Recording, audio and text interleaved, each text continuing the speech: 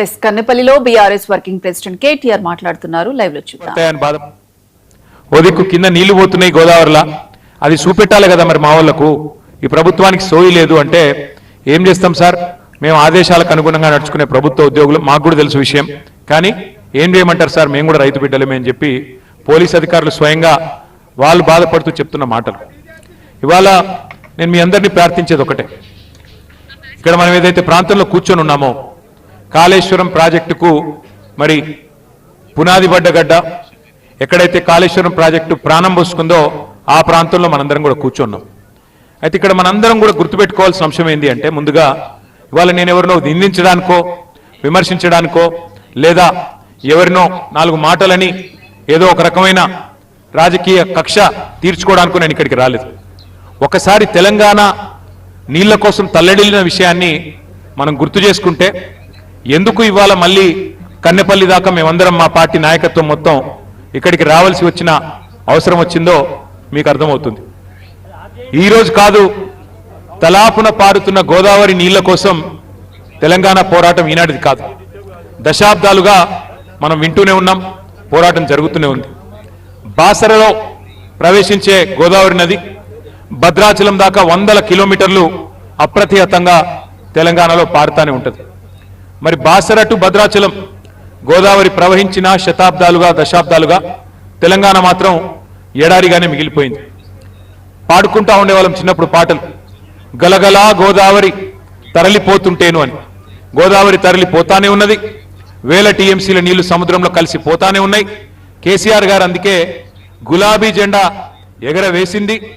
రాష్ట్రం సాధిస్తేనే, మనం దేశాన్ని శాసించి రాష్ట్రం సాధించుకుంటేనే స్వరాష్ట్రంలోనే తెలంగాణకు గోదావరి నీళ్ళు వస్తాయని చెప్పి కేసీఆర్ గారు ఎప్పుడు చెప్తా ఉన్నమాట. అందుకే నీళ్లు, నిధులు, నియామకాలు అనే అంశం మీదనే మన పోరాటం జరిగింది. సమైక్య రాష్ట్రంలో న్యాయం జరగదు అని చెప్పి పోరాటాలు చేసి చివరికి తెలంగాణ సాధించుకున్నాం. మీ అందరికి తెలుసు, కానీ మళ్ళొకసారి గుర్తు చేయాల్సిన అవసరం ఉన్నది. తెలంగాణ భౌగోళికంగా చూస్తే ఇట్లా ఒక గుడిసె మాదిరిగా ఇట్లా ఉంటుంది. ఒక వరుస నుంచి గోదావరి 80-90 మీటర్ల కాడికెళ్ళి గోదావరి పోతూ ఉంటుంది కిందికెళ్ళి. ఇంకో దిక్కుకెళ్ళి కృష్ణానది 110 మీటర్ల కాడికెళ్ళి కృష్ణానది ఇంకో కాడికెళ్ళి పోతూ ఉంటుంది. మొదటి నుంచి సమైక్య రాష్ట్రంలో మనకు చెప్పిన కథలు ఏంటంటే, నీళ్లు కిందున్నాయి, భూములు పైనున్నాయి, మరి నీళ్లు పైకి రావాలంటే లిఫ్ట్ చేయడం తప్ప మార్గం లేదు అని చెప్పి మొదటి నుంచి మనకు చెప్తా వచ్చిన ముచ్చట. కానీ కేసీఆర్ గారు రాష్ట్రం సాధించడమే కాకుండా సాధించిన రాష్ట్రానికి మరి ఒక రైతు బిడ్డ, ఒక రైతు ముఖ్యమంత్రి అయితే ఏం జరుగుతుందో తన సంకల్ప బలంతో చూపెట్టిండు. నీరు పల్లమెరుగు, నిజం దేవుడెరుగు అంటారు, కానీ నీరు పల్లమే కాదు, ఎగువకు కూడా పరుగులు పెడుతుంది, పైకి కూడా తీసుకుపోవచ్చు అని చూపెట్టిన నాయకుడు కేసీఆర్ గారు. తెలంగాణ రాష్ట్రం ఏర్పడంగానే ఒక యజ్ఞంలాగా, ఒక తపస్సులాగా దశాబ్దాలుగా దగాబడ్డ తెలంగాణకు నీళ్ళు ఇయ్యాలే, తెలంగాణ బీళ్లకు నీళ్లు మల్లాలే అని చెప్పి ఒక మహాయజ్ఞానికి కేసీఆర్ గారు శ్రీకారం చుట్టినారు. ఇవాళ మనం ఏ ప్రాంతంలోనైతే కూర్చొని ఉన్నామో, కాళేశ్వరం ప్రాంతంలో, కన్నెపల్లి ప్రాంతంలో, ఇక్కడ గోదావరి 80-90 మీటర్లు సముద్ర మట్టానికి పైన ఇక్కడ ప్రవాహం వారిది గోదావరి నది ఉన్నది. మరి ఇక్కడ నుంచి గోదావరి నదిని ఇక్కడ నుంచి ఒడిసి పట్టి ఒక్కొక్క బొట్టుని మరి పైకి అప్లాండ్స్ ఏవైతున్నాయో అక్కడ దాకా తీసుకొని పోవాలి అంటే మరి అద్భుతమైన లిఫ్ట్ సామర్థ్యం ప్రపంచంలో ఎక్కడ ఉన్నాయి అవన్నీ కూడా చూసి వెతికి పరిశోధించి ఒక బృహత్తరమైన ప్రణాళికకు శ్రీకారం చుట్టినారు కేసీఆర్ గారు. కానీ సిన్సియర్గా గత ప్రభుత్వం ఏదైతే తుమ్మిడిహెట్టి అనే ప్రాజెక్టుకు శ్రీకారం చుట్టిందో, ఆనాడు ఉమ్మడి ఆంధ్రప్రదేశ్లో కాంగ్రెస్ ప్రభుత్వమే ఉండే, ఢిల్లీలో కాంగ్రెస్ ప్రభుత్వమే ఉండే, మహారాష్ట్రలో కూడా కాంగ్రెస్ ప్రభుత్వమే ఉండే. 3 చోట్ల కాంగ్రెస్ ప్రభుత్వాలు ఉన్నా మరి తుమ్మిడిహెట్టికి మాత్రం ఎన్నడూ వాళ్ళు ప్రయత్నం చేయలేదు. చివరికి ఒప్పందం చేసుకునే ప్రయత్నం, అంతర్రాష్ట్ర ఒప్పందం ఏదైతే చేయాలో ఒక అంతర్రాష్ట్ర ప్రాజెక్టుకి సంబంధించి ఆ డ్యామ్ హైట్ విషయంలో ఏదైతే ప్రయత్నం చేయాలో ఆ ప్రయత్నం ఎన్నడూ కూడా వారు చేయలేదు. చేసినట్టు నటించారు తప్ప ఎన్నడూ చేయలేదు. కానీ కేసీఆర్ ప్రభుత్వం వచ్చిన తర్వాత, ఆనాడు బీఆర్ఎస్ ప్రభుత్వం వచ్చిన తర్వాత 9 నెలలు, మొదటి 9 నెలలు చాలా పెద్ద ఎత్తున మరి కేసీఆర్ గారి నాయకత్వంలో బ్రహ్మాండమైన, అది బంద్ చేయమని రాదే, బ్రహ్మాండమైన ప్రయత్నం చేసిన మహారాష్ట్ర ప్రభుత్వంతో కేసీఆర్ గారి నాయకత్వంలో ఆనాడు అప్పటి మహారాష్ట్ర ముఖ్యమంత్రి దేవేంద్ర ఫడ్నవీస్ గారిని సంప్రదించినాం. అయ్యా 152 మీటర్లకు మీరు ఒప్పుకున్నట్టయితే మాకు మా ప్రాంతం మొత్తానికి కూడా లాభమయ్యే ఆస్కారం ఉంటుంది, కాబట్టి మీరు దయచేసి అంగీకరించండి అని చెప్పి వారిని పోయి పూర్తి స్థాయిలో ప్రయత్నం చేయడం జరిగింది. చేస్తే కూడా ఆయన స్పష్టంగా చెప్పినారు మహారాష్ట్ర ముఖ్యమంత్రి గారు, ఈ 152 మీటర్లు ఎత్తు పెంచితే మరి ముందు మునిగేదే నా ప్రాంతం, నేను ప్రాతినిధ్యం వహించే ప్రాంతమే మునుగుతుంది, నేను ఈ డ్యామ్ పెంచొద్దు, హైట్ పెంచొద్దు అని చెప్పి పోరాటాలు చేసిన నేను ప్రతిపక్ష నాయకుడిగా, ఇలా నేను ముఖ్యమంత్రిగా ఉన్నా కాబట్టి నా ప్రాంతం మునుగుతుంటే నేను ఎట్లా ఒప్పుకుంటాను మీరు అనుకున్నారు. సమస్యనే లేదు, ఒప్పుకునే పరిస్థితే లేదు. 9 దగ్గర 152 మీటర్లు. అప్పుడు కాంగ్రెస్ ముఖ్యమంత్రి ఉత్తరం రాసిండు. ఆనాడు కాంగ్రెస్ ముఖ్యమంత్రిగా ఉన్న పృథ్వీరాజ్ చౌహాన్ గారు ఉత్తరం రాసినాడు ఆంధ్రప్రదేశ్ ముఖ్యమంత్రి కిరణ్ కుమార్ రెడ్డి గారికి, మీరు ₹1 ఖర్చు పెట్టినా అది వేస్ట్ అవుతుంది, మేము ఒప్పుకుంటలేము, అనవసర ప్రయాస చేయకండి, ఇది కుదరదు అని నిర్ద్వందంగా. ఆంధ్రప్రదేశ్లో కాంగ్రెస్ ఉంటుంది, మహారాష్ట్రలో కాంగ్రెస్ ఉంటుంది, ఢిల్లీలో కేంద్ర ప్రభుత్వంలో కాంగ్రెస్ ఉంటుంది, కానీ ఒప్పందం మాత్రం ఎన్నడూ కాలే. కాబట్టి యాక్టింగ్ బాగా చేసినారు.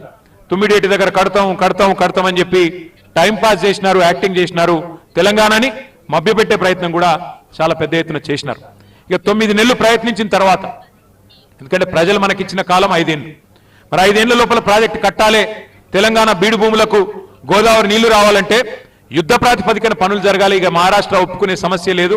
ఇక వాళ్ళతో పంచాయతీ పెట్టుకుంటే మళ్ళీ ఇది ఇచ్చంపల్లి మాదిరిగానే శాశ్వతంగా పెండింగ్ అయిపోతుందని చెప్పి కేసీఆర్ గారు ఒక జల దౌత్యం చేసి 148 మీటర్ల కాడికి ఒక ఒప్పందం కుదుర్చుకొని ఆ రోజు బేగంపేట విమానాశ్రయంలో దిగిన తర్వాత ఆయన చెప్పిన మాట, నా జీవితంలో తెలంగాణ సాధించిన రోజు ఎంతైతే సంతోషంగా ఉన్నానో ఇలా అంతే సంతోషంగా ఉన్నా అని చెప్పి కేసీఆర్ గారు ప్రకటన చేసి, దీంతో మనకు గోదావరి నీళ్ల మీద మనం ఎట్లంటే అట్లా చేసుకోవచ్చు, తెలంగాణ బీడు భూములకు నీళ్లు తీసుకోవచ్చు అని చెప్పి కేవలం 3.5-4 ఏళ్ల స్వల్ప సమయంలో, రికార్డు సమయంలో, ఎందుకంటే ఒక దిక్కు అప్పటికే పోరాటాలు జరుగుతున్నాయి, శ్రీరామ్ సాగర్ ఎండిపోయే పరిస్థితి వచ్చింది.